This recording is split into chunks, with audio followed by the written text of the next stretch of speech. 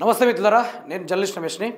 ఇప్పుడు రేవంత్ రెడ్డి గారు ఢిల్లీకి పోయిన వ్యవహారము, అదేవిధంగా కొండా సురేఖ గారి యొక్క కడియం శ్రీహరి గారికి, కొండా సురేఖ గారికి ఈడ బాగా వ్యవహారం నడుస్తూ ఉంది.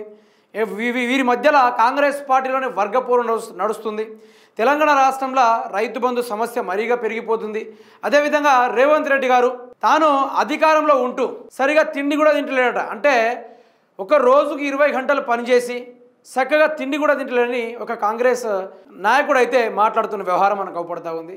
ఈ తెలంగాణ రాష్ట్రానికి మన కాళేశ్వరం ద్వారా నీళ్ళు ఎట్లా అందినాయి, ఈ పదే 2 రోజుల నుంచి ఇదే టాపిక్ ఎందుకు నడుస్తుందంటే, మన నీళ్లు మనకు వస్తే గతంలో మనం యాసంగి కాలంలో ఎన్ని పంట పొలాలు ఎండిపోయినాయని మనం కవర్ చేశాము. వాళ్ళు ఆశపడి కష్టపడి అప్పులు తెచ్చి నార్లు పోసి పంటను పండించి చేతికి వచ్చిన పంట కళ్ళ ముందు ఎండిపోయి పశుగ్రాసం అయిపోయింది. నిజానికి ఇలాంటి కష్టం రాకూడదనే గతంలో రేవంత్ రెడ్డి గారు కాళేశ్వరం కూలిందనే పేరుతోటి నీళ్లు మొత్తం ఏపీకి వదిలేసిండు, నీళ్లు సుక్కాపకుండా ఏపీకే వదిలేసిండు. ఈరోజు మరో కుట్ర చేసి ఆయన చేస్తున్న ప్రయత్నం ఏంటంటే, రావాల్సిన ఒప్పందాల ప్రకారంగా ఆయన మాట్లాడాల, చంద్రబాబుకు ఫేవర్గా మాట్లాడుతూ ఉన్నాడు. నిజానికి ఈరోజు వ్యవసాయం సాగాలన్నా ఎస్ఆర్ఎస్పి కాలువల్ని నమ్ముకొని ఎవరైతే పనిచేస్తూ ఉన్న రైతన్నలు ఉన్నారో ఆ రైతన్నలు ఈరోజు పంట పొలాలు పండించుకోవాలన్నా, పోయినసారి వానాకాలంలో ఎక్కడ చూసినా ఎస్ఆర్ఎస్పి కెనాల్ గట్టులన మొత్తం ఎండిపోయిన పరిస్థితి మిత్రులారా నిజానికి. కానీ ఇప్పుడు అదే కాలువని మళ్ళీ నీళ్ళు ఇవ్వకుండా ఎండగొట్టే ప్రయత్నం చేస్తుంది ఒక కాంగ్రెస్ సర్కార్.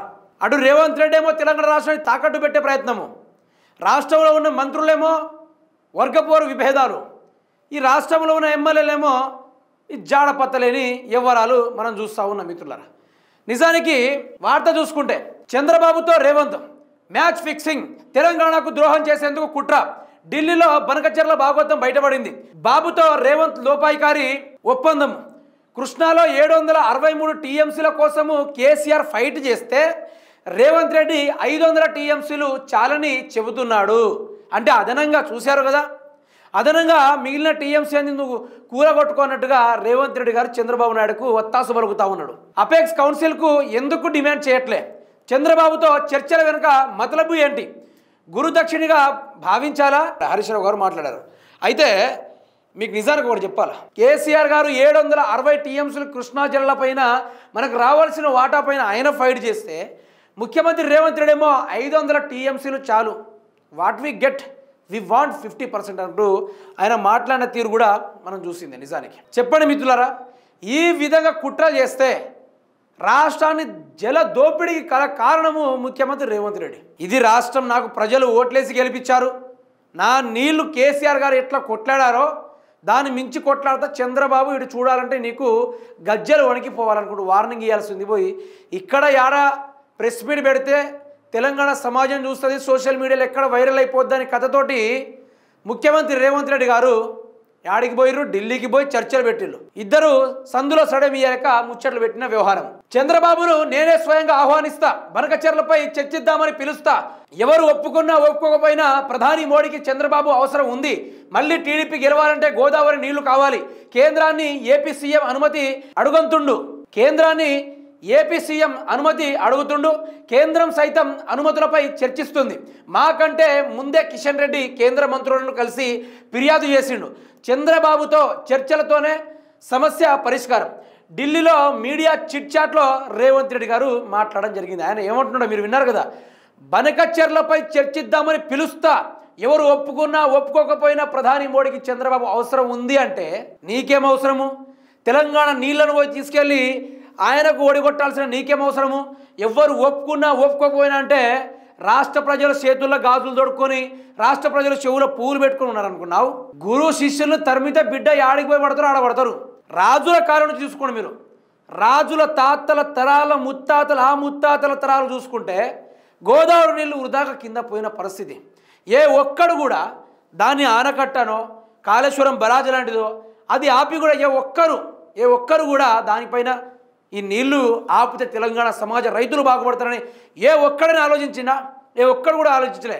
రాజుల కాలం నుంచి, తరతరాల కాలం నుంచి, తాతల కాలం నుంచి, ముత్తాతల కాలం నుంచి గోదావరి కానీ కృష్ణా కానీ వృధాగా కింద పోతుంటే ఆ నీళ్లు తెలంగాణకు మళ్ళీ రాష్ట్ర రైతాంగం బాగుపడుతుంది, రాష్ట్రమే బాగుపడుతుందనే ఆలోచనతోటి కేసీఆర్ గారు వినూత్నంగా ఆలోచించి అప్పైనా పర్లేదు నా తెలంగాణ రాష్ట్రానికి మేలు చేసి తీరుతా అని తీసుకొచ్చిన అప్పు పావులా వంత అయితే జనరేట్ చేసేది రూపాయిన్నర.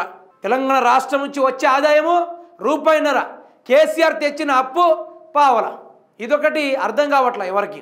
ఏంటంటే కేసీఆర్ అప్పు చేస్తున్నాడని 2 ఏళ్ళు వాళ్ళు బాధ్యతగా గడిపేసారు. ఇప్పుడు ఏమంటుండు, ఎవ్వరు ఒప్పుకున్నా నేను బరాబర్ బాధ్యతగా మళ్ళీ టీడీపీ పార్టీ అధికారం, ఈయనకేం అవసరం టీడీపీ పార్టీ అధికారంలోకి వస్తే ఏంది రాకుంటే ఏంది, ఈయనకేం అవసరము, ఈయన మనకు వద్దనే కదా ముల్లా మూట సర్ది పెట్టి ఎగిరిదంతే పోయి ఏపీలో పడ్డాడు. ఇట్లా చేస్తేనే కదా మళ్ళీ ఏంటంటే వీళ్ళ ప్రయత్నాలు ముఖ్యమంత్రి రేవంత్ రెడ్డిది కానీ చంద్రబాబు నాయుడు గారిది కానీ తెలంగాణ రాష్ట్రంలో ఎట్లాగైనా రాబోయే 2029 ఎలక్షన్ల మళ్ళీ టీడీపీ జెండా తెలంగాణ రాష్ట్రంలో ఎగరాల. అలా ఎగిరితే రాష్ట్రాన్ని మళ్ళీ ఒకటే చేయాలా, విభజన అయింది కదా సమైకాంధ్ర చేసి పడేయాలి, మళ్ళీ ఒక్కడే చక్రాధిపత్యం తిప్పాలా, ఒక్కడే చక్రం తిప్పాలా. అది చంద్రబాబు నాయుడు గారి యొక్క ఆలోచన. బిడ్డను తెలంగాణలో వచ్చి కింగ్ అయిదాం, తెలంగాణలో ఏకఛత్రాధిపత్యం చెప్తా అని మాట్లాడితే మాత్రము నువ్వు కింగ్ పోయి బొంగ అవుతావు.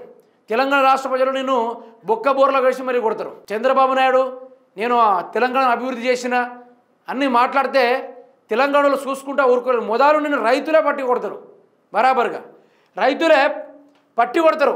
అయితే రేవంత్ రెడ్డి కథ అట్లా ఉంది. ఇప్పుడు ఈయన గతంలో ఉన్నప్పుడు చంద్రబాబు నాయుడు గారు చెప్పులు తొడిగించింది ఈయనే. నిజానికి చెప్పులు తొడిగించి ఆయన షూపాలు చేసి మరీ పెట్టిన నాయకుడు మన ముఖ్యమంత్రి రేవంత్ రెడ్డి. ఈరోజు రేవంత్ రెడ్డి నేను గతంలో ఉన్న ముచ్చట చెప్తున్నా. కానీ ఇవాళ మాత్రం బాబు దగ్గరైపోయిండు. ఇద్దరు ఏవని ముద్దయిలే, ఓటుకు నోటు కేసులో ఇద్దరు దొంగలే.